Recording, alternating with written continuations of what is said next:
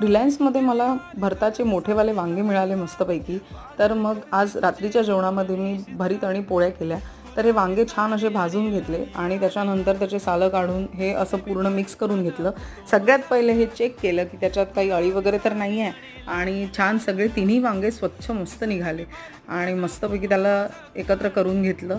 त्याच्या ज्या गाठी असतात त्या मोकळ्या करून घेतल्या. त्याच्यात कांदा टाकला, पातीचा कांदा टाकला, त्याच्यानंतर मीठ टाकलं.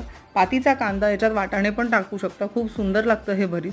भरपूर असं कोथिंबीर टाकलं आणि मी हिरव्या मिरच्या टाकणार होती म्हणून मग लाल तिखट कमी टाकलं.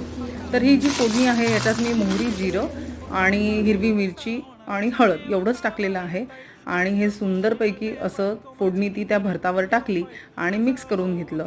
तर हे टेस्टी भरीत झालं आहे तयार, जे तुम्ही पोळीसोबत भाकरीसोबत खाऊ शकता. भाकरीसोबत तर अप्रतिम कॉम्बिनेशन.